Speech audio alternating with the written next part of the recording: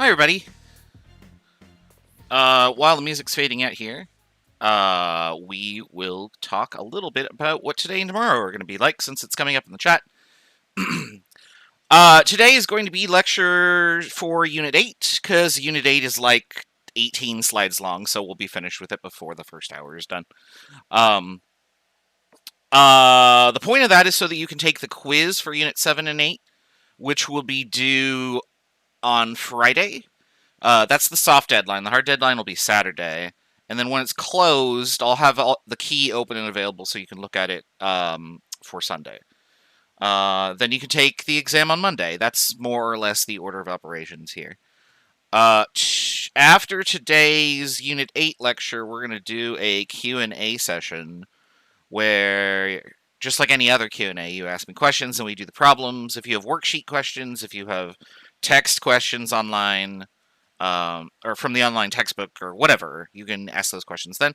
And then tomorrow we're going to do more or less the same thing. So if between now and then you have questions and want to see them solved, either email them to me or come to the Q&A and I will answer them live. If you email them to me and specifically want me to address them on the class or on the course video, let me know so I can do that. Otherwise, that's pretty much it. So let's go here. I'm in the wrong window, but you guys are in the right window. Alright, so the whole point of Chapter 8 is to get you familiar with some terminology related to the periodic table. So again, you're going to need to get your periodic table from ptable. Or Web Elements, that's the one I have. We're going to look at a bunch of the features on the periodic table, including some labels going along the top of the periodic table, the sides of the periodic table, etc. Okay, and then we're going to also look at some of the classifications of elements on the periodic table and talk about why is it the periodic table. Like, what does that mean? Well, if something happens periodically, that means it happens every so often, right? Like, we could treat it regularly. So a period, or an interval of time between one event and then the event happening again, in physics terminology, is defined as whatever unit you are measuring. So it could be length or time or whatever. On the periodic table, we determine period based on position. So if we had a bunch of elements and we arranged them all by atomic number into a giant long line, we would notice that every so often we'd find an element that was very reactive with water, or maybe very reactive with metal, or maybe even not reactive at all. And what somebody did was they took these observations and put all of that information together with the following philosophy in mind. Anything that has the same behavior, this person put those elements in the same column. So what that means is any element that reacted violently with water, he tentatively put in the first column. Then any element that didn't react violently with water but still kind of bubbled and fizzed, he put it in the second column. And then the third column was for stuff that didn't react with water. And the fourth column was for, who knows, like, I'm sure that there were other properties that were measured, but the how an element reacts in water is just the one that I'm thinking of. So with this concept in mind, here's another pattern that and here's Dmitry Mendeleev. So another pattern that was observed was that elements in the last column where these elements ended up were inert. So we've talked a little bit about noble gases and that, they don't do anything. They just hang out and do nothing. So this person right here, Dmitry Mendeleev, put them all in the last column. And he said, okay, anything that doesn't react is going in column 8. Anything that's super violent goes in column 1. And so on and so forth, until he got the periodic table. Now, the periodic table that we have does not actually have all of the elements that, or not all, it has all of the elements. It doesn't have the same structure as Mendeleev's periodic table. I'm typing this out as I say it so I can find an image of it so I can show it to you.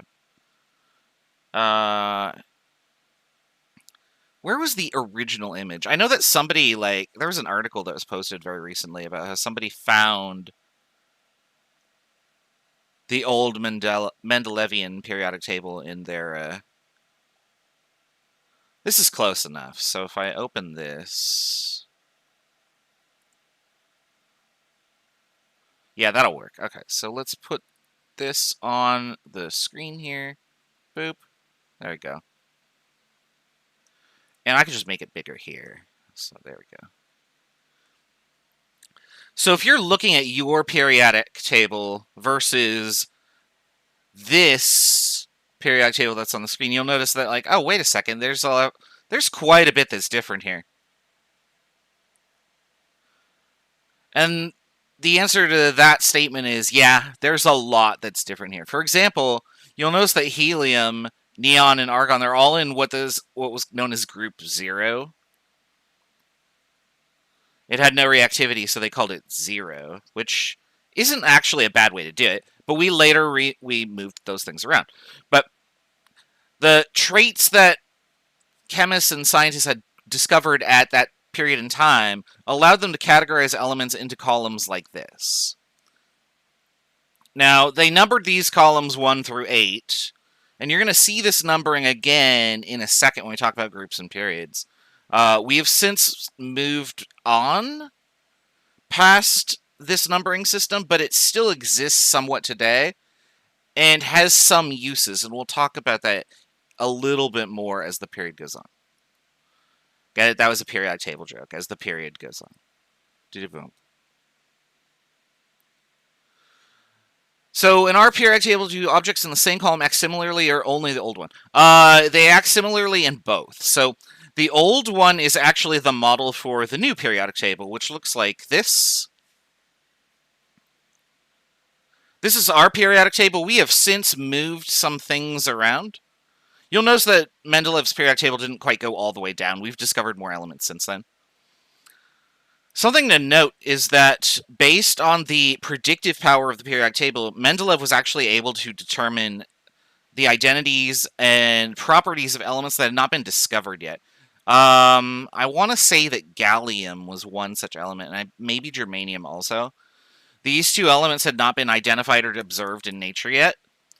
So Mendeleev said, well, okay, it's in the same column as aluminum and indium, so I'm going to predict that it has similar properties.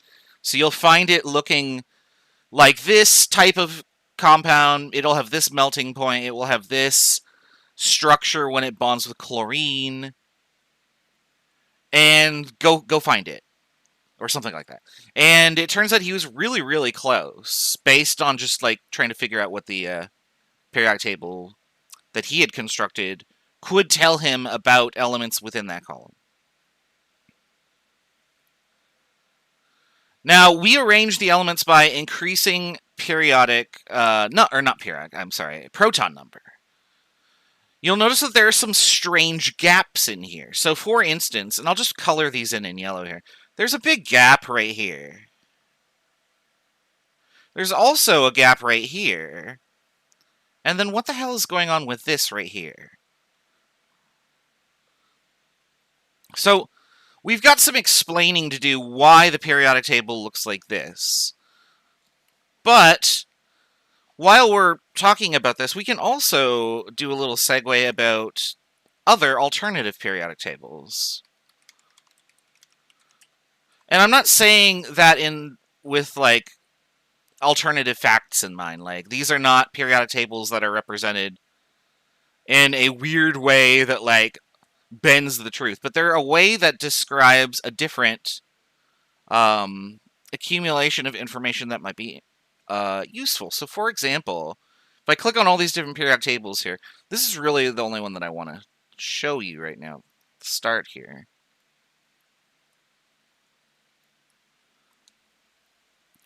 So what this periodic table does is it has the periods going out radially from the center. And the center is right here. You can't see that my cursor because I didn't click on the window. Right here where I have it pointed at hydrogen. You go radially out from this, and any elements in that same radius will have the same properties. Now, what are these, like, limbs that are coming out here? Well, these are different sections that have their own periodic properties. So, this column right here is actually column 12 on the periodic table. This one right here is column 3. And then we have other places where arms break off for various reasons that we'll discuss more in 161. Excuse me. Than we will in this class. Now, there are other ways to represent this information. I could just click on all of these periodic tables here. So there's this one. I don't know what the heck this is doing. Like, there's this. Like, what the heck? But the one that is by far the simplest is this one. And it's the one that we use today because it most succinctly organizes the information.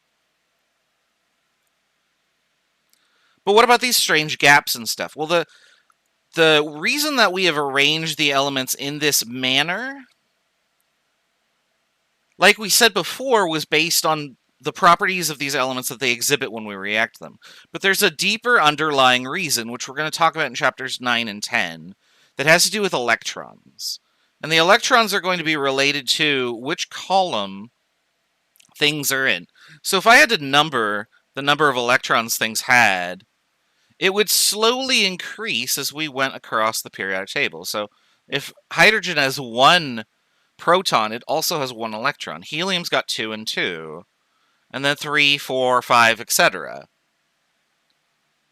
But what we're going to see later on is that if I have an atom, and here's, like, say, here's the nucleus.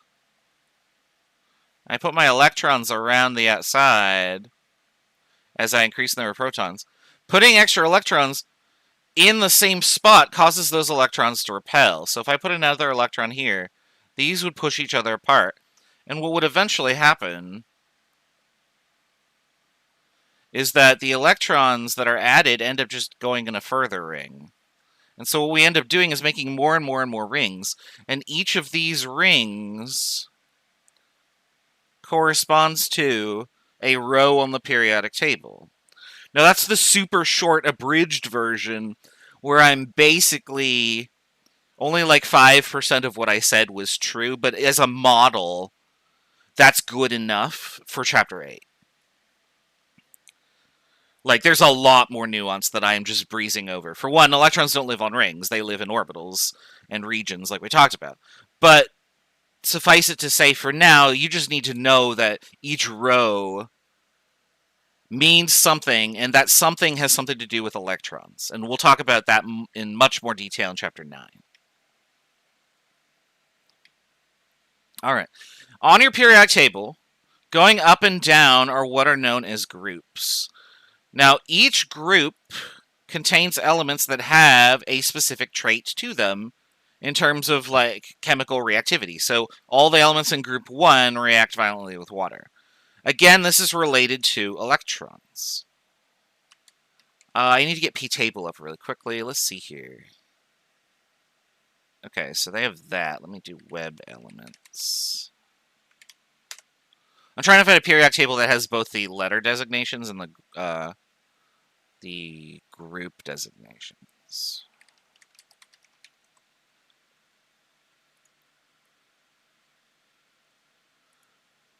Yeah, here we go. This will work.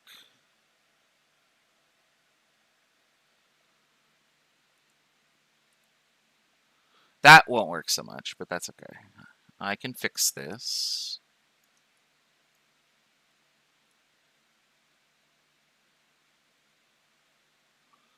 All right. I want to zoom this in so you can see it. In fact, really all I care about is this part. Unfortunately, that means that in order to make that big enough so that you could see it. Uh-oh. I didn't mean to move that. There we go. We're going to have to... Oh, goodness. Please click on the thing I would like to move. There we go. We're going to have to put that over the chat for just a second. So what you can see here is that at the top of each group, we have a number. We also have a Roman numeral and a letter. These are two different means to number each group. The first mean, which is the bottom one here with the Roman numeral and the letter, is the old Mendelevian way. Okay, so we got 1A, 2A, then you jump over this giant gap and you go 3A, 4A, 5A, 6A, 7A, 8A. And then everything in the middle is group B, but we keep the numbering until we get to 8. So it goes 3, 4, 5, 6, 7, 8, 8, 8. There's 3 8s, and then 1 and 2.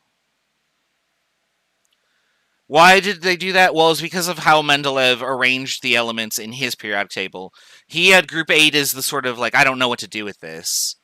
So he threw those over on the side. And we sort of kept that notation since. So that's why there are 3 groups there. It's just because group 8 is for everything else.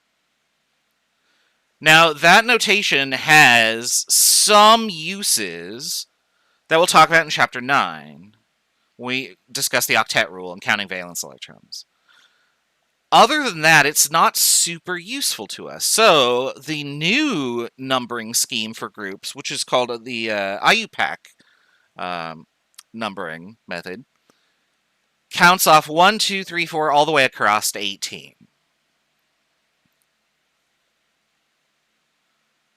Now, something to note. I'm going to make this smaller. Oh, I'm trying to click on the screen here, but I'm actually in the wrong window.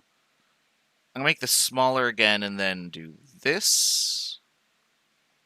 Something that you'll note is that the elements at the bottom don't have a group number assigned to them, but they have sort of been lined up with the periodic table, and that is actually extremely misleading. Because the elements down here at the bottom do not have a group assigned to them, okay? So there are no numbers above these 2 rows. So there are no groups assigned to them. All the rest of the elements have a group number. And we'll show why that is in just a little bit here. The Discord link won't paste properly onto the chat log, so I can get that for you during the break. Because I know if somebody tries to post it, YouTube will just delete the comment. But if I post it, it works just fine. All right, so groups go up and down on the periodic table. The rows going across are called periods. And so that's why it's called the periodic table, because these properties occur periodically. We're going to use periods a lot more in Chem 161 when we talk about quantum mechanics and valence electron configurations and things like that. Yeah, no problem. If I forget to do that, please remind me, because during the 10-minute break, I'll just go get it.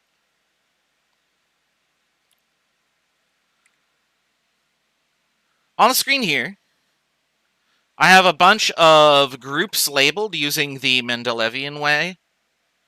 I've numbered the periods going up and down. They just number straight across 1, 2, 3, 4, 5, 6, 7.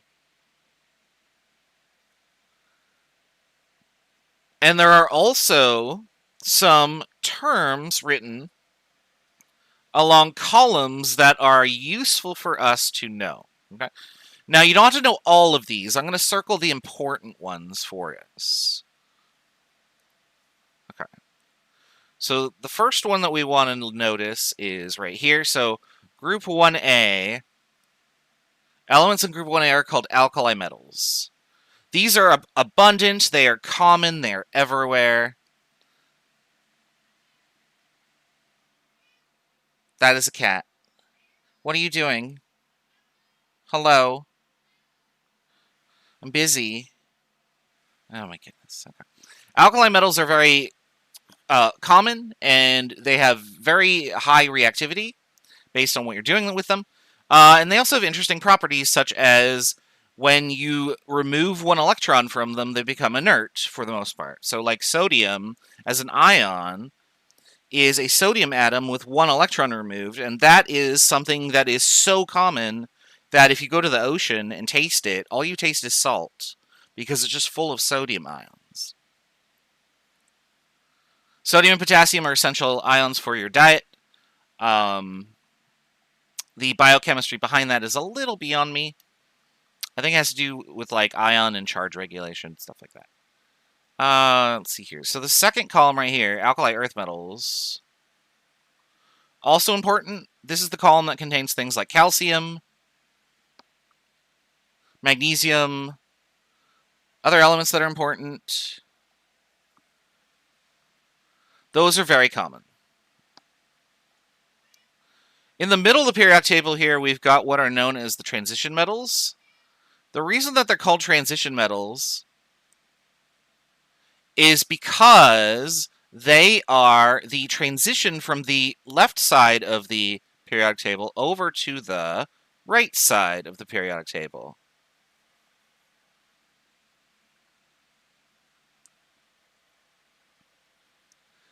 Now, that word has no meaning in terms of what the elements in the transition metals do.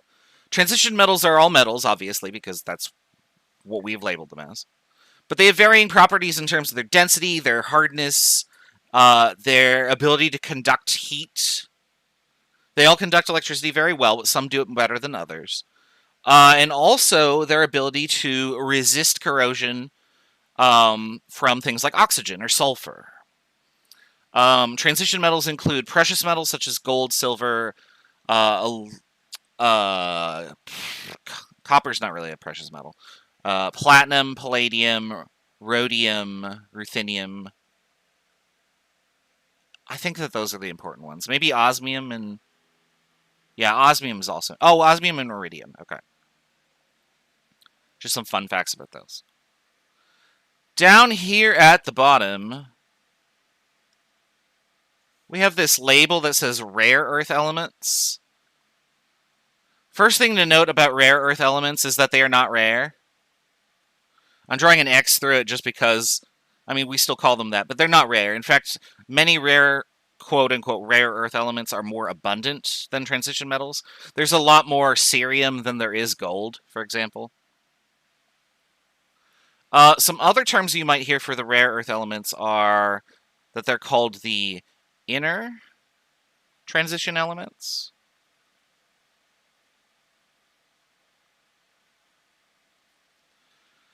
And sometimes people tend to subdivide these up into lanthanoids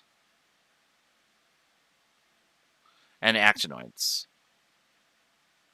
And the reason that these are called this is because the first elements in these rows are lanthanum and actinium.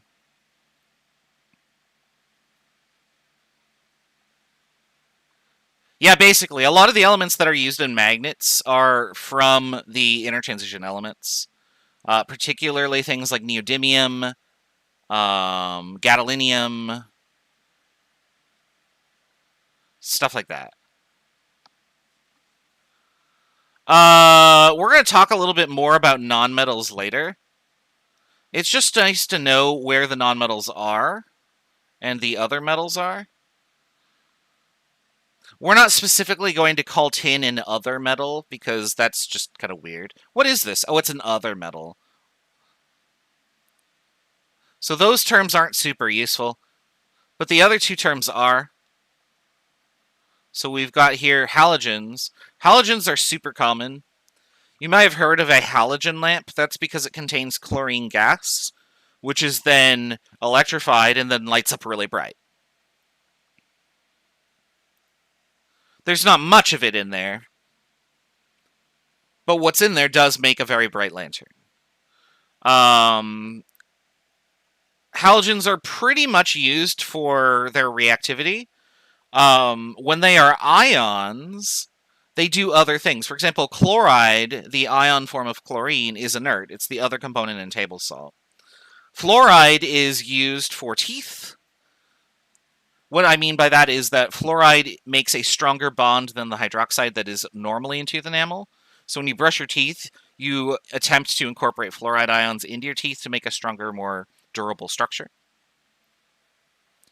Iodide is necessary for thyroid health. Iodine is a good disinfectant if you live in like the 50s. And so on and so forth. Finally, we've got over here the noble gases, or the inert elements. This is the more common name for them, noble gases. And that completes all the colors of the rainbow that I didn't actually intend to do. I was just going left to right on the color picker. But of the group names that are most important, you should know, for sure, you should know alkali metals, alkali earth metals. You should know where the transition metals are, the halogens, and the inert elements, or noble gases. This stuff down here is nice to know, but as far as I'm aware, not much chemistry is done with intertransition elements, and I say that with the full disclosure that the one lab that I worked in as an undergraduate, so my third and fourth years of college, was one of the few intertransition element labs in the world. So it was the Evans lab at UC Irvine. I'm sure that William Evans is still doing lanthanide and actinide chemistry to this day. I specifically worked with uranium, which was right here. So yes, I have worked with uranium. I am sure that I have some of it in me still because I spill. I'm a klutz in the laboratory. I didn't do like nuclear chemistry with uranium, although the uranium itself was radioactive because all uranium is. But I did like regular chemistry with it. Like I took the uranium and I reacted it with chloride to make uranium hexachloride. And then I'd use that to make other compounds out of it. And basically all I found was not really much, to be honest. I got a crystal structure. I made a unique compound that had never been discovered before, so I got published. So if you look up Wes Hillman and chemistry, you actually will find an article with my name on it, and that is me. The only thing that I did was I did the lab work. I didn't write the paper at all. And it is an achievement that has absolutely no value to me. So you could be like, "Oh, cool! My instructor's a published scientist." I'm like, "Yeah, yeah, I am." And that's about all I have to say about it. Because it's really not that meaningful. Anyway, those are the groups on the periodic table. The next category that we are going to talk about is metallic character. And in order to do that, I do need to go back to the previous page and clear all of the ink. Because then what I'm going to do is I'm going to take this pen that I don't ever really use, and I'm going to go like this. You'll notice that between the nonmetals and the other metals, there's kind of the zigzag going on here. And what this is called the metal, nonmetal staircase.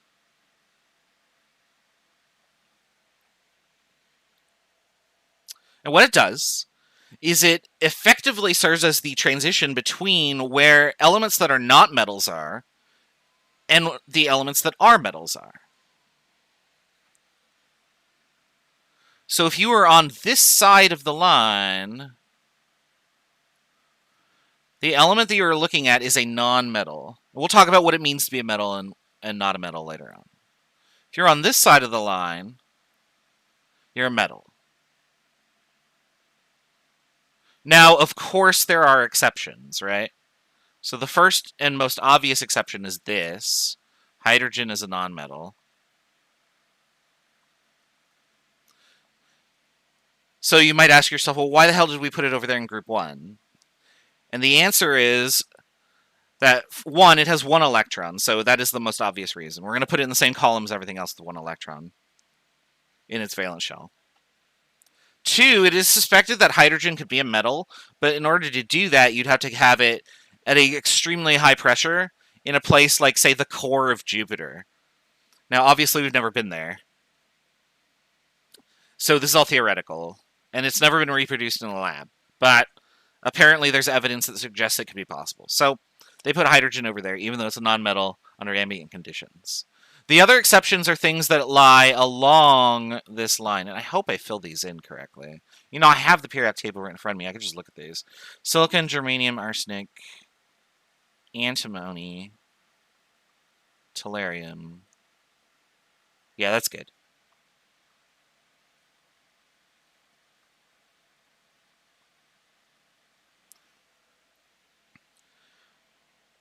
If an element touches the metal-nonmetal line, it's what's known as a metalloid. These are sort of metals. They have some properties in common with metals and some properties in common with nonmetals. Now, the exception to that is aluminum. Aluminum's considered a metal because it pretty much exemplifies all properties of metals and none of the nonmetals. But everything else that touches that line, excuse me, is a metalloid. Now, what do these terms mean? We'll get back to that in just a second, but just remember where the metals live, where the nonmetals live, and which elements along that line are metalloids, which is basically everything that touches it except aluminum.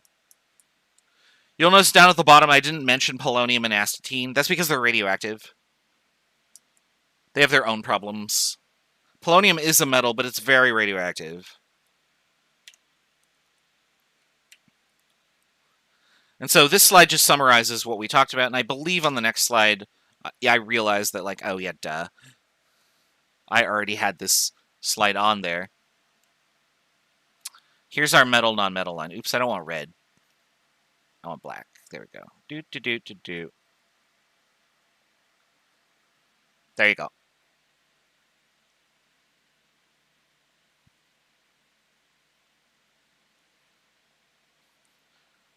Yeah, I was actually thinking about mentioning that, but I didn't know all of the information. I was like, I know somebody from Russia died because of polonium.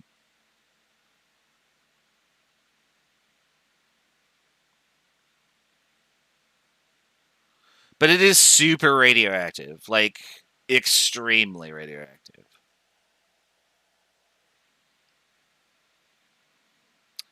All right, let's talk a little bit about metals. We define a metal as any substance on the periodic table that has all of these properties, and it has to have all of them, okay? So here are the properties that we care about. Those three right there. So the first one is high thermal and electric conductivity. What does that mean? Thermal conductivity means that something is able to transmit heat well. If you have a cast iron skillet and you put it on the stovetop or in the oven, it quickly warms up. If you put it on the stovetop and you don't use like a mitt to hold the handle, you burn your hand because the heat transmits up the handle very effectively. That's because it has high thermal conductivity. Electrical conductivity is how well can electrons travel through it if you put a source and a sink connected to it. So like you connect one end to an anode and one end to a cathode of a battery. If you did that with a cast iron pan, that would conduct electricity very, very well, and you could run a current through it. You could also do that with any sheet metal, or a wire, or things like that. Speaking of wires or sheets, metals are called malleable or ductile. Malleable means that if you hammer it, it doesn't shatter into a million pieces. Instead, it just gets thinner. If you hammer something enough, it will eventually become a very thin sheet. You could also just pull on it, and it will get longer and longer and longer. Ductile means that you can pull on it and create a very thin wire of whatever gauge that you want. If you just keep pulling, it will become a wire eventually. And then finally, luster is a property of metals. Only metals have luster. What does luster mean? It just means that it's shiny. The properties of luster that cause it to happen are that because the electrons in a metal are mobile, which is why they're conductive, they also reflect light extremely easily. And when that light is reflected, it looks shiny. Depending on the metal used, you could even get a mirror. For example, silver is used for mirrors because it's extremely high luster.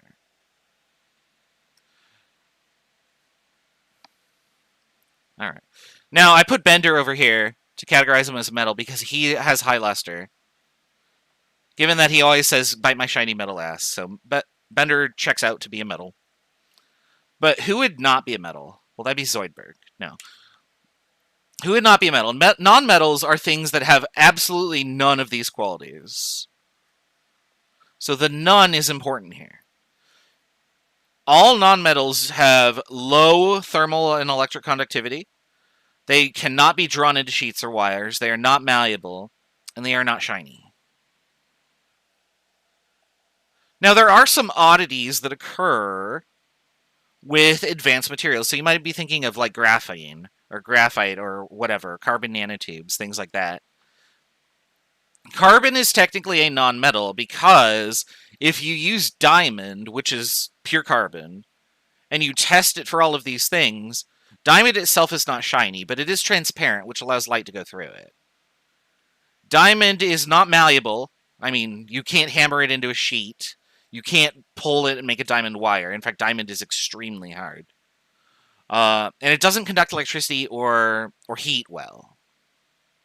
So carbon does fulfill all of those properties in its normal state. The same is true as if it's graphite, which is the same as pencil lead or charcoal. It doesn't conduct electricity. But if you change carbon around and make it a much more advanced material in terms of like how the atoms are arranged, then you get different properties. So we're just talking about elements that we find out in nature here. But do realize that this is more or less a generalization for elements on the periodic table. So nonmetals don't have any of these properties. Now, elements that fall in that line, the metalloids, have some of these properties, but not all of them. For example, silicon is a decent electrical conductor, and it is a decent thermal conductor. It's not awesome at both of them, and that's useful for us, because we use silicon to create circuit boards. And we want electricity and electrons to flow through it at a... we want it to go fast, but we don't want it to go so fast that it causes the device to melt. And so silicon is very useful for that. Other elements like germanium and arsenic are used in semiconductors to provide various effects. Yeah, exactly. We control the conductivity.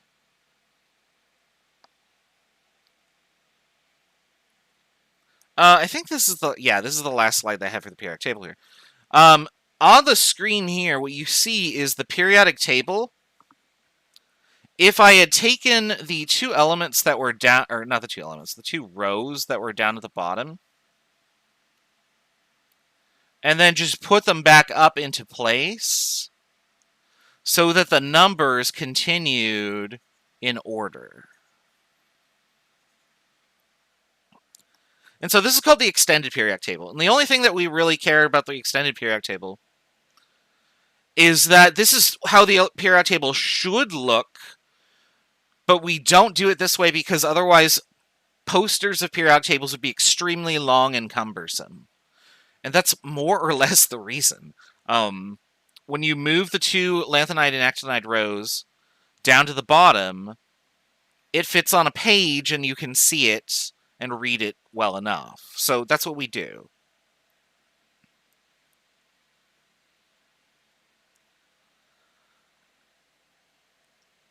On most periodic tables, in this position here, you will see something that looks like, it'll say either 57 to 71 or whatever, or 89 to 102.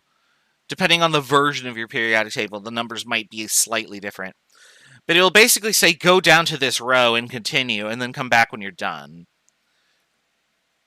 And the reason that is like that is for the reason you see on the screen here. To save space. Now, what the hell's going on right here on our periodic table? Why are these guys over here by themselves? And the answer to that is very complicated in terms of, I can explain it to you, but we'll talk about it more in 161 when we get to d electrons. And then I won't be able to explain it to you because it kind of goes beyond what I know about transition metals and how d electrons and f electrons arrange themselves. So, yeah, so don't worry too much about first row shenanigans in the transition metals. And we're not even going to look at the extended periodic table very much anyway. So you may see different variations, and that is okay. I didn't actually know that. I kind of want to see that, actually. Let's go to p-table here. Because I have p-table open. Oh, look at that. That's cool. Now, you'll notice if you're at p-table that it puts scandium and yttrium on the other side, over by lutetium and lawrencium. And I've seen that happen before, too. The placement of scandium and yttrium, whether they should go above the first column or the last column in the intertransition metals, has to do with how electrons are arranged in them. But when you get down to the f orbitals, there are all sorts of exceptions and crazy nonsense that is going on.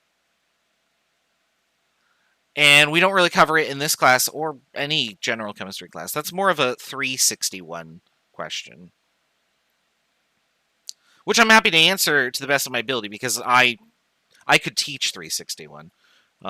That's sort of my degree, is in these metals in the middle. All right, so that's the overview of how all of these columns and groups and titles on the periodic table work. So what I want you to do is put all of that together to the best of your ability, labeling each of these elements with their name, their period and group, give it a category that describes it, like alkali metal or halogen or whatever, and then tell me, is it a metal, non-metal, or metalloid? Okay. So that's going to take some time. So I'm going to give you about 5 or 6 minutes to do this.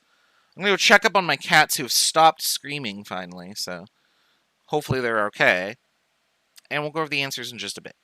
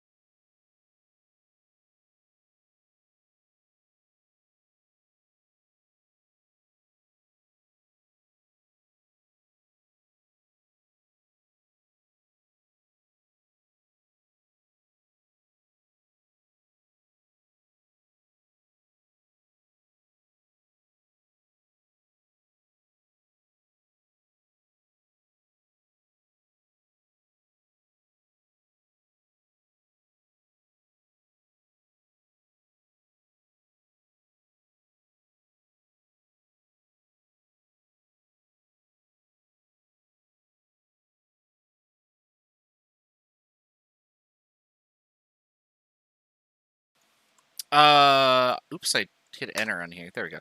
I believe that is the Discord link for Chem 140. I mean, I have it from an email on October 8th. So try clicking on that if you needed the link, and let me know if that's correct. If you end up in some place with weirdos that you've never met, you're probably in the right place. Actually, now that I think about it. But if not, let me know. I'll try and dig up a different one.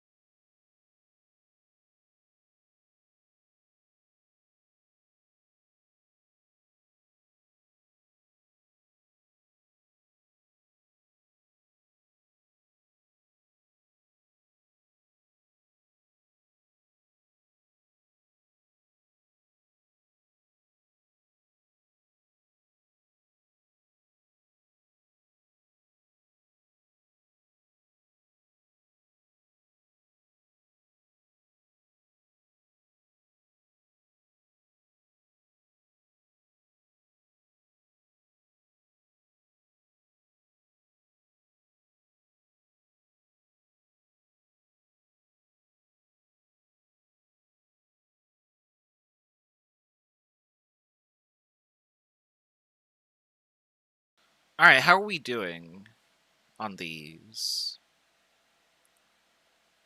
I didn't see anybody type any answers into the chat, so I don't know if people are done yet. But if you are, type what you got, and we'll go over the answers when I see a few in there.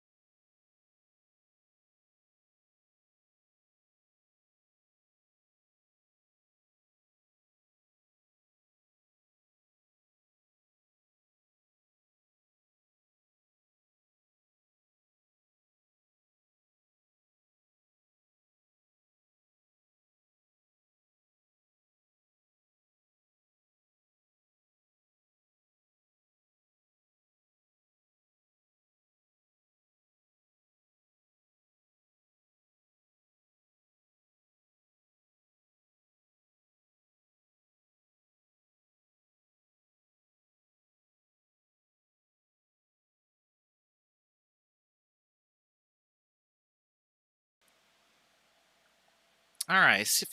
I can't speak today. I see a few more answers in the chat, so let's go over the answers to these questions. And then we'll take a break. So I got fluorine. Fluorine is spelt with a U before the O, otherwise you get fluorine. What do we need? We need group and period number, so it's in group 17. Or 7A. Period 2, because it's in the second row. And then we need a category for it. Well, it's in group 17, so that makes it a halogen. And then we're going to categorize it by its metallic character. It is a nonmetal because it is to the right of the metal-nonmetal staircase. There's a cat. Hi, you're a cat. She's trying to jump on my lap. All right, next we got calcium, which is in group 2. It's in period, I think it's 4, right? Yeah, 4. It is an alkaline earth metal. Oh, this is going to work great for when I have to write out krypton, huh? And it is a metal.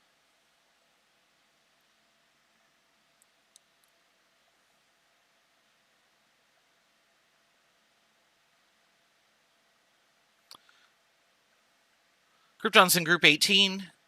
Period, I want to say it's like 4 or 5. 1, 2, 3, 4.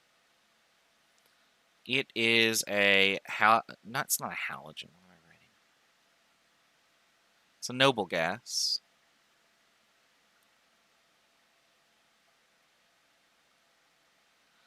And it is a nonmetal.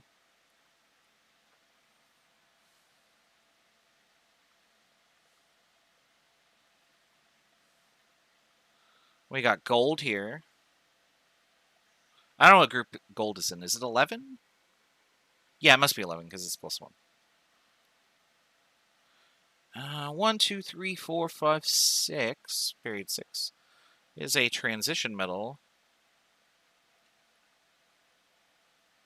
And it has the word metal in its description, so it must be a metal. And then we have thorium, which is named after the Norse god Thor. And interestingly enough, it can be used in nuclear power, which I find to be kind of ironic. It doesn't have a group number because it is an actinide. Actinides and lanthanides, again, don't have group numbers, but it does have a period number. And you have to follow the little shortcut for that. And so it's in period 7. It is an inner transition metal. Yes, I understand. You're right there. Yes. Why are you doing this to me? I'm teaching. I'm teaching. Yeah, okay. She wants hugs. So I guess I should go give her hugs. So we're going to take a break. Now that you have all the answers there, and my cat is pestering me. I think I got all... Oh, now she's leaving, so of course. I think I got all the questions from before. The Discord link is in the chat right now. Let me know if something doesn't work. Otherwise, we're going to take a break for 10 minutes. I got to put the clock up. I can't find the clock. There's the clock. I do not want to update that. Yeah, there we go. So I will see you in just a bit. And when we come back, we'll finish off Chapter 8, and we'll get to the Q&A. See you in a bit.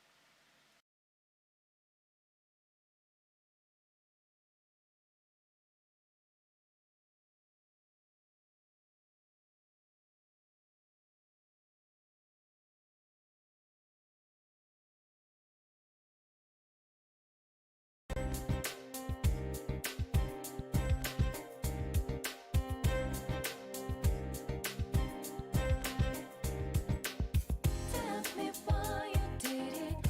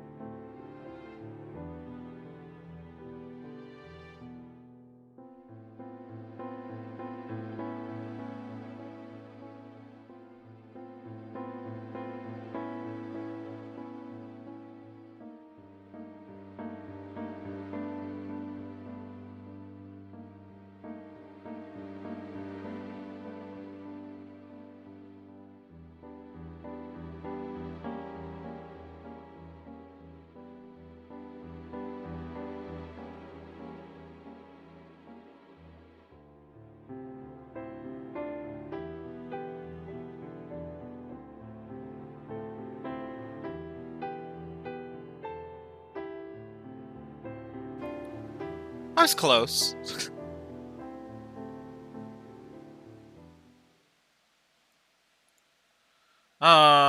Let's see here. So we'll, oops.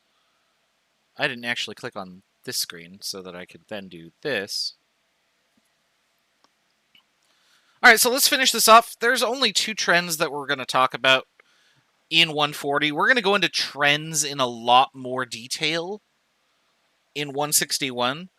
But at this point, we don't really have the information available to describe why these traits happen. All we can really describe is how the matter is observed to behave. So the first trend that we're going to look at is, for some reason I hit down instead of forward here, metallic character. If you take a row on the periodic table and you put your pen down, and then you drag to the left, the elements that you drag through will slowly become more and more metal-like. And that makes sense because metals are on the left and non-metals are on the right. On the screen here, you can see an example of these. I've got chlorine gas, phosphorus metal, and sodium and aluminum. Chlorine gas is a gas, so obviously it's not going to be a metal. We don't have a metallic gas. Phosphorus is more metallic by virtue of it becoming a solid. And then when we move over to aluminum, which is very obviously a metal, and then sodium, which is also a metal, you can tell that just like they're shiny, you know that you can conduct electricity through a metal, so an aluminum can should work, and it does, provided you get to the actual aluminum and not the aluminum oxide like covering. And so on and so forth. So those are some elements going across the table. I can also go up and down the table. And so if you start at the top of the period, or at the top of a group and work your way down, the elements further towards the bottom are more metallic than the ones at the top. And so we have nitrogen gas, phosphorus, arsenic, antimony, and bismuth. You've already seen phosphorus, but nitrogen is just a gas. It's colorless, it's odorless, it's very, very cold, it's not a conductor. Arsenic is more conductive than phosphorus, but it's still metalloid. Antimony is quite metallic, but it's also considered to be a metalloid. And then we get to bismuth, which is just outright a metal. Bismuth is strange because it crystallizes in these very square, sort of curlicue thing shapes. And if you watch Steven Universe, the gem for the character Bismuth actually looks like this, because they did their research. They are a good cartoon. Seriously, that's a good cartoon. I would recommend watching it. So that's metallic character. On the quiz, you're going to be given a question that has a bunch of elements, and you're going to have to sort them based on metallic character. And if you got all of your elements in a row, you would just pick them going right to left. So you'd put the right one as the least metallic and the left one as the most metallic. If they were going top to bottom, you would put the one on top, the topmost would be the least metallic, and the bottommost would be the most metallic. But what happens if you get something like, I don't know, they start going left to right, and then suddenly they veer up or something like that? Well, the same properties apply, right? Just compare all of the things in the horizontal column, or not horizontal column, that doesn't make any sense. Compare all of the things that are in the column and figure out their metallic order, and then note where the bottom element is in terms of where your row is. Let me draw this out. I'm not explaining it very well.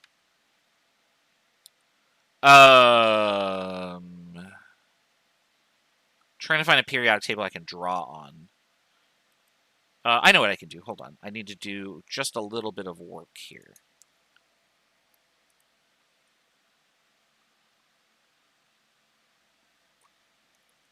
So that I can get this on the screen. I just gotta find where I saved it, though. Is it in this folder?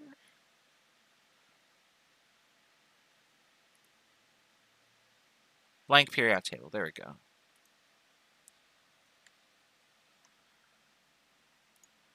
Alright, so let's suppose that I gave you, on the test, you had to tell me which elements are most metallic to least metallic. And I gave you this one,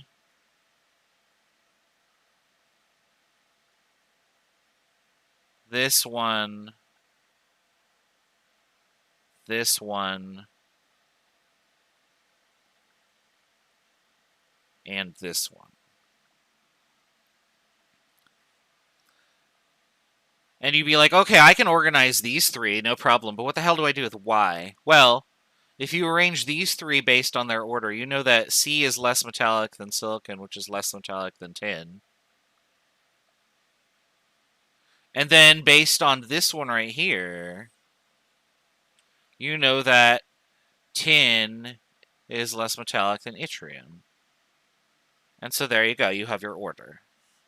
Okay. So don't get confused that suddenly they're like in two directions as opposed to just one. Okay. So you can compare them like that.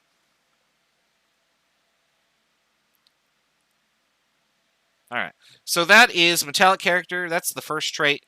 Remember that metallic character increases as you go down or to the left on the periodic table. The next trait that we have is size. When we talk about atomic size, what we mean is how big are individual atoms in terms of their radius. And the answer is, well, atoms get bigger the more electrons they have.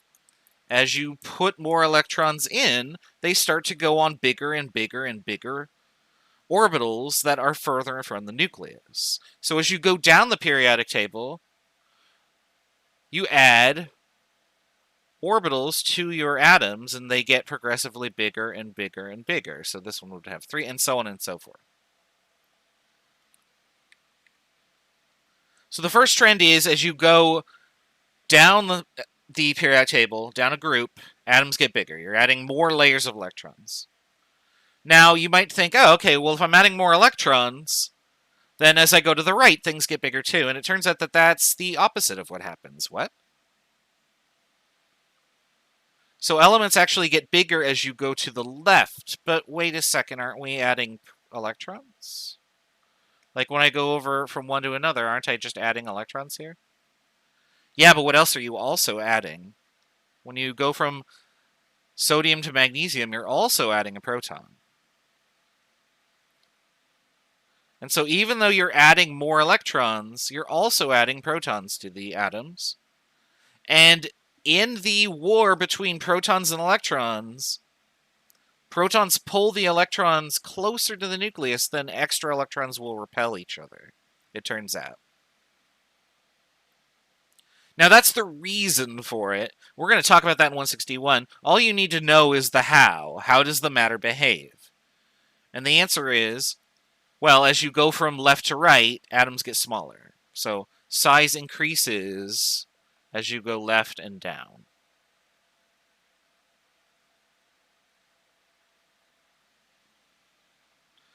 And so you don't actually have to worry about why that happens, because that's 161. We'll talk about effective nuclear charge then.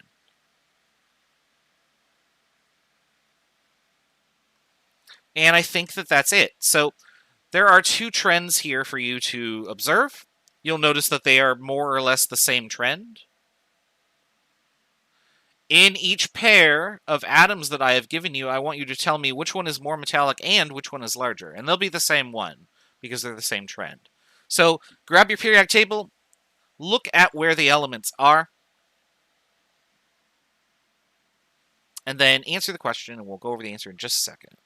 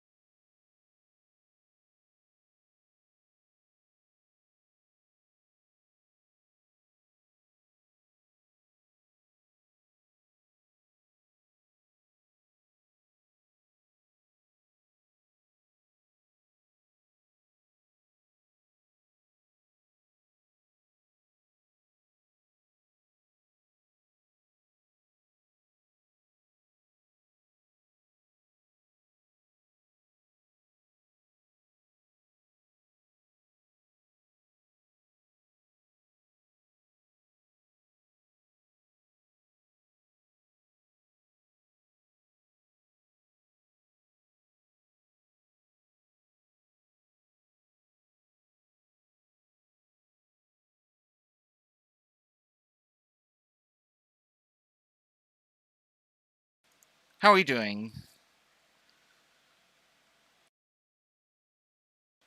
Once you get the answers, type them in the chat, and we'll go over them together.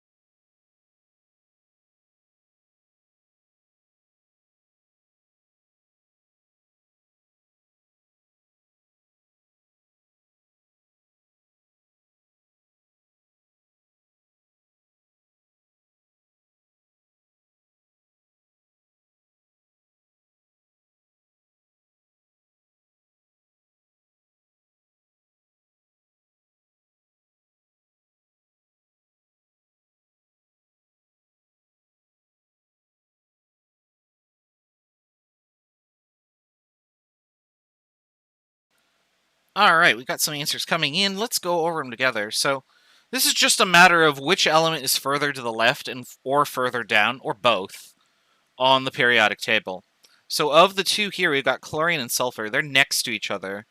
Sulfur is further to the left, so it would be the one that is more metallic and also larger. And that makes sense if you know anything about sulfur. Sulfur is a yellow solid. Chlorine is a yellow gas, and something that is solid is more likely to be a metal, or at least metal-like. Gases can't be metallic. You got gallium and indium here. These are on top of each other. Gallium is towards the top, indium's towards the bottom, so indium must be the more metallic and also the larger of the two. Got magnesium and aluminum. Magnesium is further to the left of that pair. Of calcium and potassium, potassium is further to the left of that pair. And then of barium and radium, radium is further down than barium. So there's your answers. You should have sulfur, indium, magnesium, potassium, and radium.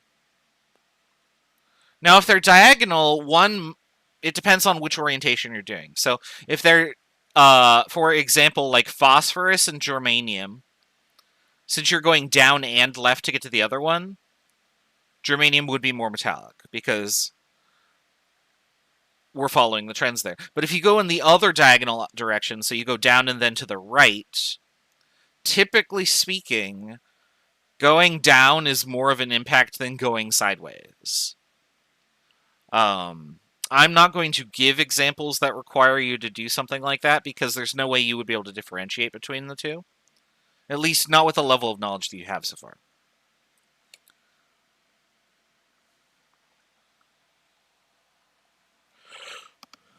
Excuse me.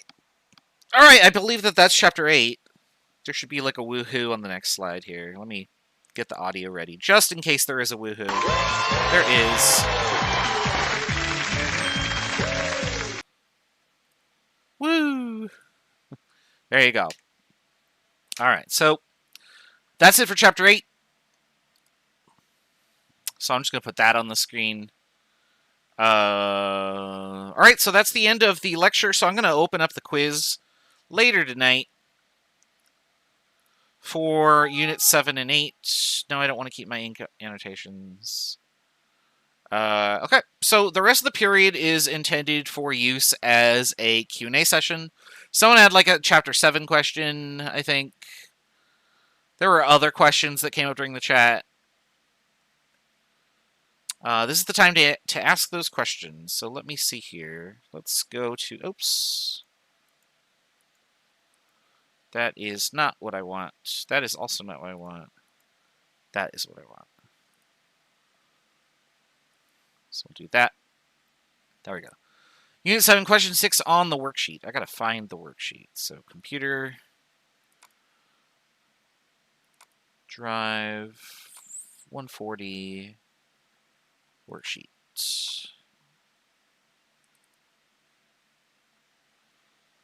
Alright, I gotta capture the worksheet. That's not Adobe. There we go.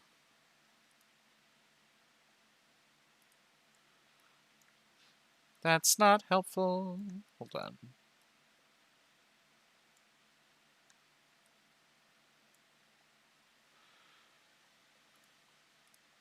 Let me do a bit of this here. Do I have... Oh, no, I didn't. Okay.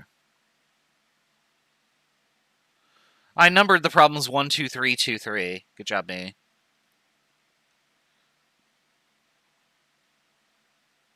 Number 6. There we go. Is that in the capture? It is. I actually need this up so that I can see. Oh. I just got a pop-up that said reconnection successful. Did the stream go down for a second?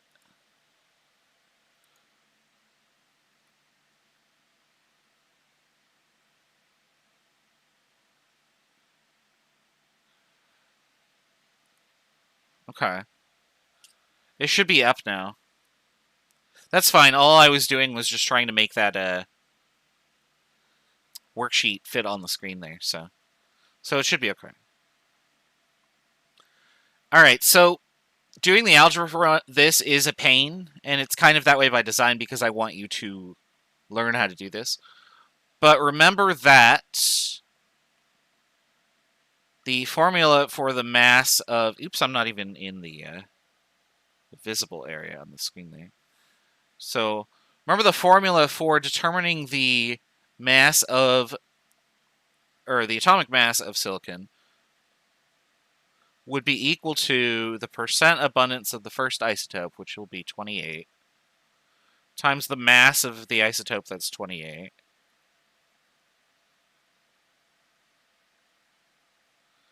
And we do the same thing for silicon 29.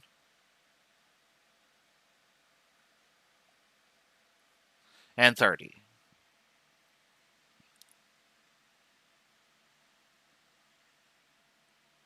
So how the heck do I do this? Well, I know that all the percentages have to add together.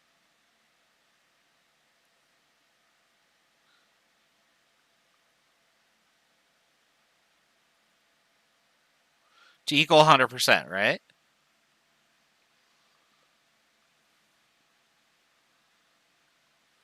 So what I'm going to do is I'm going to take those percentages, I'm going to substitute in variables here.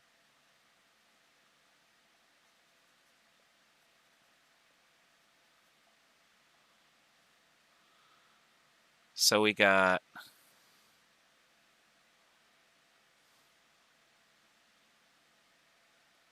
You got that. And so now you're looking at this and going, well, shoot, I have 3 variables now, but only 2 equations. Well, it turns out that the third equation is actually in the problem statement there. You actually know what y is. Right? So that means that you could fill in this number and this number. So you actually have a system of 3 equations, which you could solve for now. So in the 2 variable version where you had 2 isotopes, you would just do 1 equals, or 1 minus x equals y or something like that.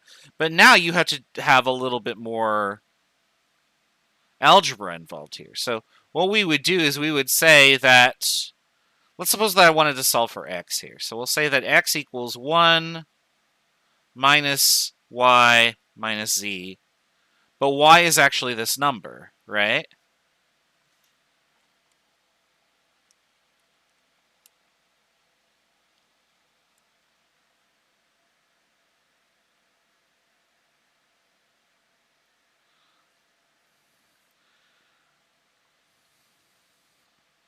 So you would get this, which you could then substitute in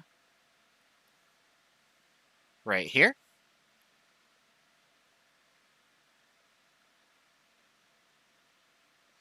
You already know what y is, so that's a number.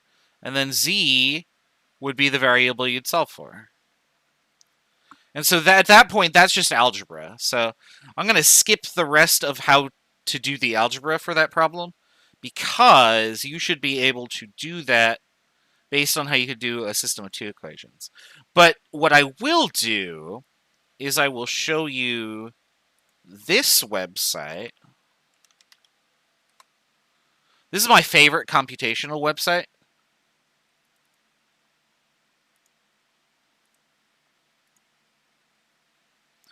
And if you've ever used Wolfram Alpha, it is super convenient.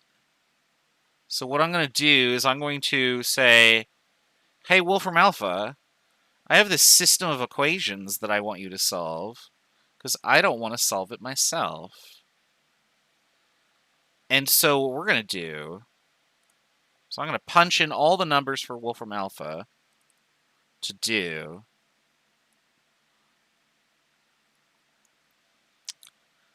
Just like this. So I have the equation on the screen. It says the mass of silicon, which according to the periodic table is 28.086. I gotta get this closer to me. Okay. That equals x times the mass of silicon 28. So that will be 27.97693 plus y times 28.97649 plus z times 29.97377. So that's one equation. I'll go comma. Then equation 2 is x plus y plus z equals 1, comma, y equals 0.04685. And I have some spaces over here that I'm just going to delete, just in case. And then I'm going to hit enter. And as long as I didn't misformat that, it should tell me what the system of solutions is. And it does, you just can't see it on the screen because it's not in there. But it says that, okay, so x must be 0.92198, y must be 0.04685, and z must be 0.03116. And it turns out that those are pretty close to correct, as far as my memory is for what the terms are. Now, obviously, those are the wrong numbers of sig figs, but if you're just wanting to check your answer, you could make Wolfram Alpha do the calculation for you and do all the algebra.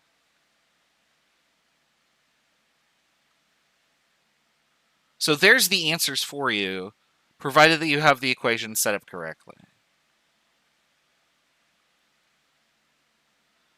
And again, this is called Wolfram Alpha.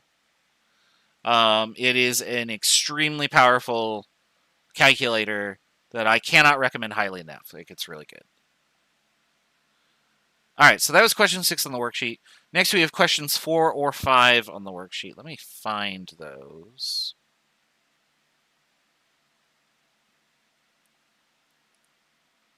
So those are different, but they follow more or less the same approach here. Oops. I don't know why that captures. Oh, darn it.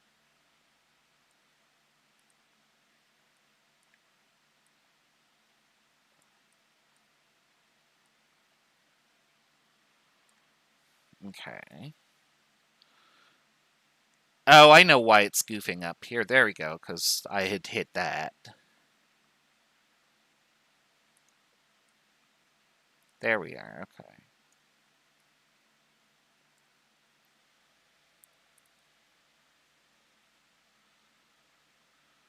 We'll get to the thickness in just a second, yeah. Okay, so number 4, we're going to do more or less the exact same thing that we did here in terms of the formula.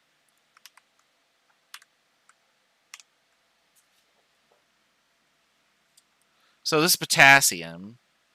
So the mass of potassium is equal to whatever the abundance of the first isotope is, which is potassium-39, times the mass of potassium-39. Oh, it's potassium-41. Oops. So we'll set it up the same way as we did before. And there you go. Now, in this case, what the problem is asking you to solve for is this.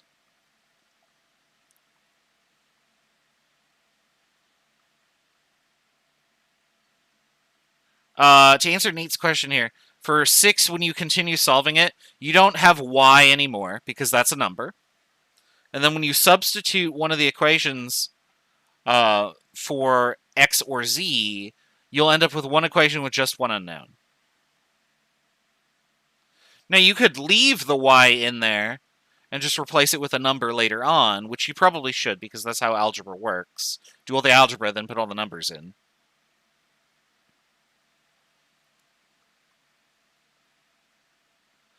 But at the end, you will only have one variable to solve for, and that will be either x or z, depending on which one you chose to be from that equation.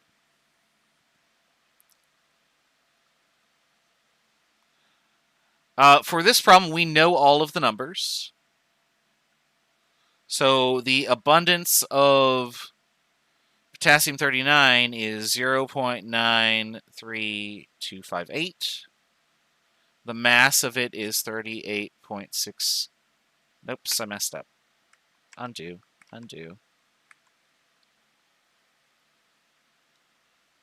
96371.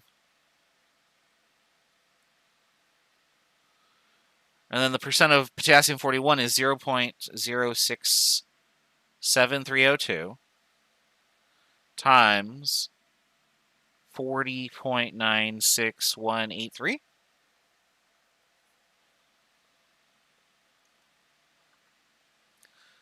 And so we'll punch those into the calculator. Let's do the multiplication parts first in the parentheses. So 0.93258, 8.9637. So I got 5 sig figs and a bunch of sig figs. So there should be 36,337. And then 5 in a bunch here.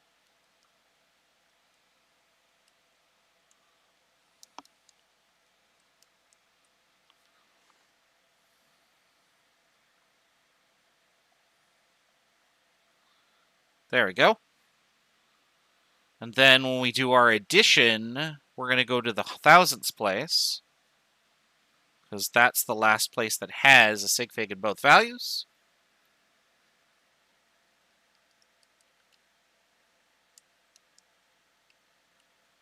So I'll add those numbers together and then round to that spot, and I get 39.094 AMU. And if you go to the periodic table and look for potassium, I got on the table 39.098. So those are really darn close. Why is it off in the last number? It's possible that the weights that were used to determine the mass of potassium on my periodic table that I've printed out in front of me are out of date, because the numbers that I used to write this worksheet, I looked them up before I wrote the worksheet. So I would trust the worksheet numbers more than my periodic table, to be honest.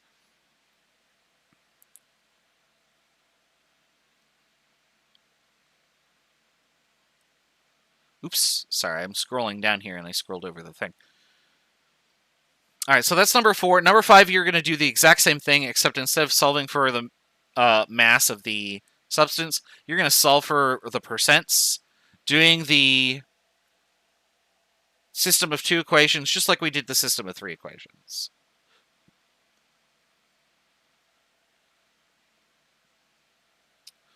All right, there was a question about the density and thickness of aluminum foil.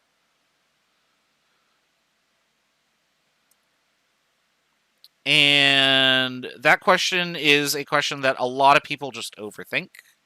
I'm just drawing a line there so that I know not to go past that. So let's write the equation for density. And I'm going to draw a picture of a sheet here. So this is my aluminum foil sheet.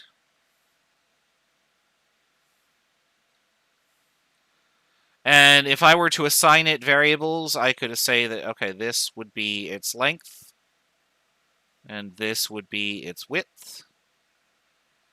But I could also assign a variable to how thick it is, and if I were to multiply all those things together, I get a volume, wouldn't I? Well, look at this. We have a volume up here. So I could relate density to thickness. And if I wanted to figure out what the thickness is of my aluminum foil, all I'd have to do is solve for the thickness. Which is as simple a matter as just doing some algebra like this. So I want t to go onto the other side, so I'm going to multiply both sides by t. And then I want to get this d out of here, so I'm going to divide both sides by density. And there you go. So if you take mass and divide it by length times width times density, you should get thickness. Now, what will the units of the thickness be? Well, let's actually write out the units of this equation and see what happens. Because we care about the units. Whatever the units are that come out of this must be the units of thickness, yeah? So mass is in grams. Length and width can be whatever you want to measure them in, but density is in grams per cubic centimeter because it's a solid, right? Well, since this is a linear dimension, we should probably measure these guys in centimeters also. Then when we do our dimensional analysis, this grams cancels out with this gram. Looking strictly at this bottom part right here, centimeters squared will cancel out with 2 centimeters here, leaving this 1 divided by 1 divided by centimeters, which is the same as centimeters. Because if I have this right here, that's the same as multiplying by its reciprocal if you're dividing by a fraction, yeah?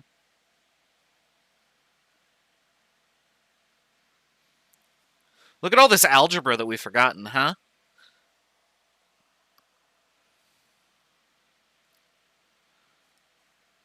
So if you use this equation, and length is in centimeters, and width is in centimeters, and density is in grams per cubic centimeter, and mass is in grams, you will get a thickness in centimeters.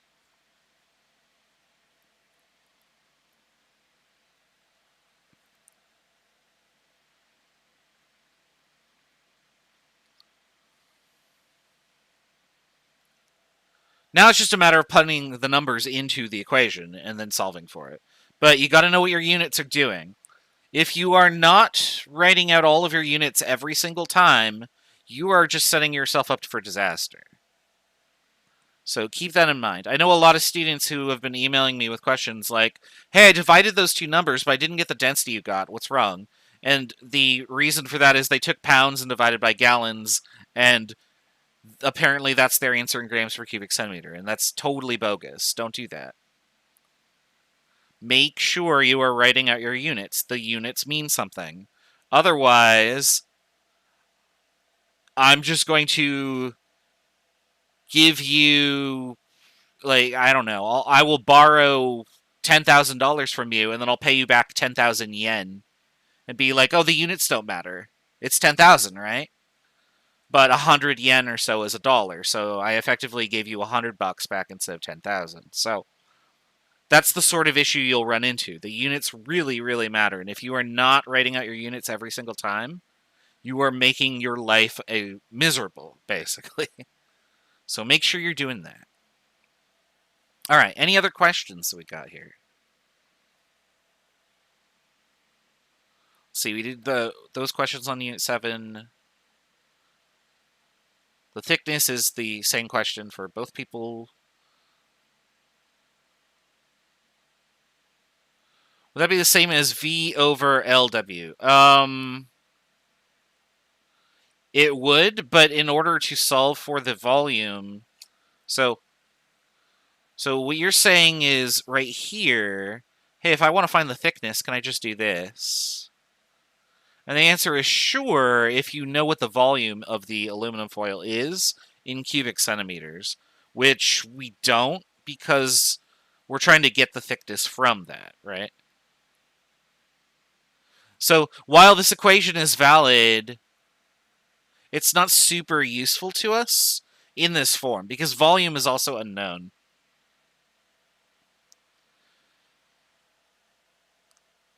Now, if you knew its volume, you could use this by, say, like, if you rolled the aluminum foil into a cylinder and then put it into water and saw how much water it displaced, then that would tell you its volume and you could figure out the thickness that way.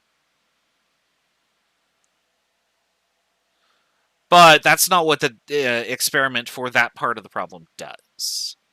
How do we get the volume? You don't. You do not know the volume. You substitute the volume in for the length times width times thickness to use the density equation.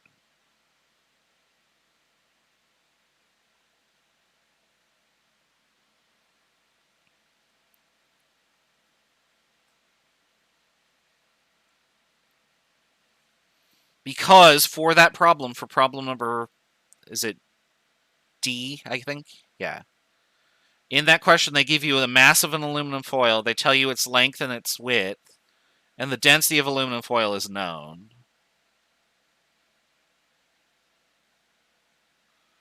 If you multiply mass by density, what units do you get? You don't get volume, that's for sure.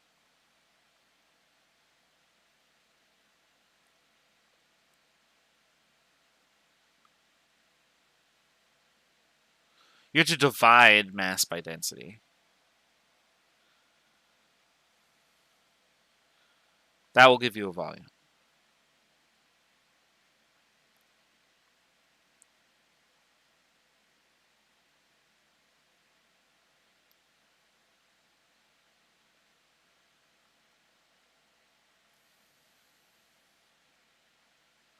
So other than the first step where you multiply the mass by density, so you got to divide the mass by the density, and then you divide it by the area of the aluminum. So notice that, so this is your first step right here,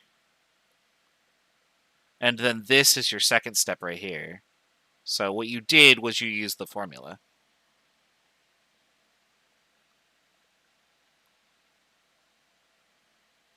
Is the density given? What is the material that you're using?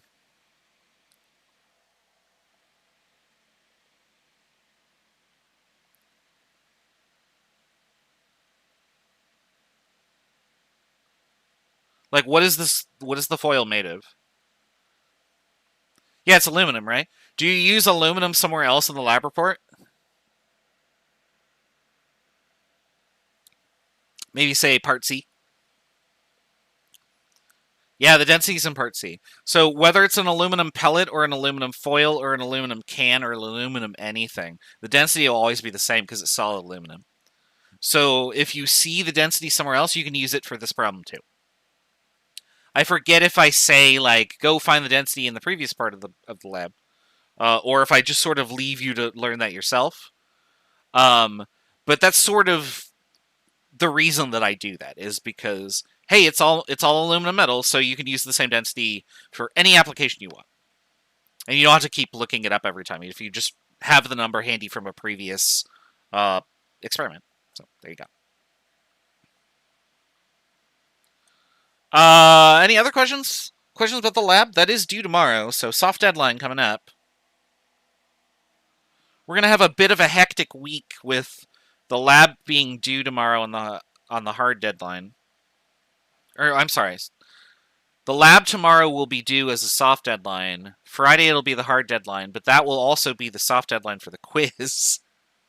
And then there's an exam on Monday. So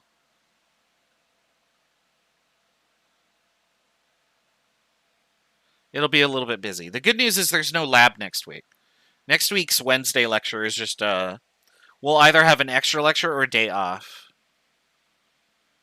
Can I go over making the graph for part B again? That is specifically already in a video, so I'd like to save this time for things that aren't on that video. You can find the how to make the graph in the lab video in week 4.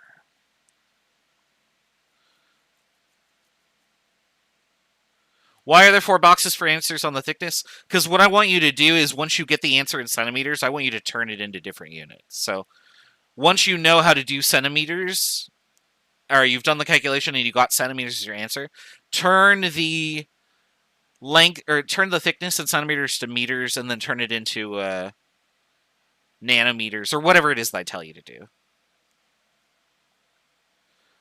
Basically, give this number in those units.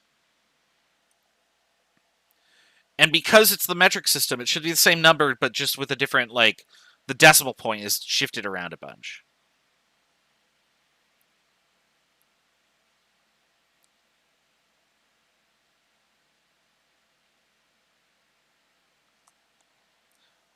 Okay, so last call for any questions. Let me know, because it is about that time to wrap things up.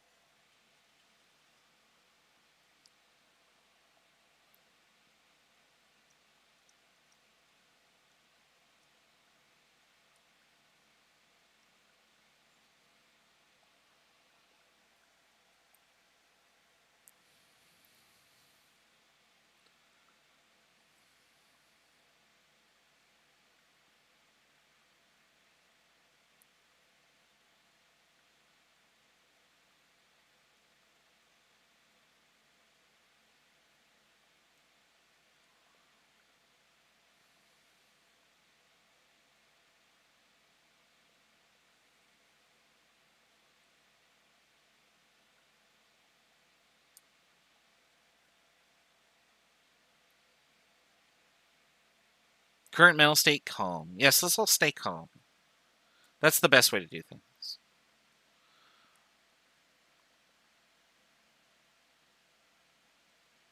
Alright, I guess what we'll do is we will call it a day then. So I'll put this back on the screen. I want to thank everybody for coming out to the lecture. I realize it's kind of weird that we had to change the schedule up a bit, but this made it a little more convenient to get everything in on time that I wanted to do. Please make sure that you come out to the review session tomorrow. Also, make sure that you bring questions so that I have material to talk about. Even if it's just, hey, can you do this on the worksheet, or can we talk about the lab, or whatever. Anything that uses the time effectively is worth going over. But that being said, I would emphasize focusing on the class content over the lab content, just because you're not really going to see tons of lab stuff on the exam, or any at all, really. So yeah, have a good evening. Make sure that you consider what you want to talk about tomorrow. Send me emails if you have questions, and I will see you all on Thursday.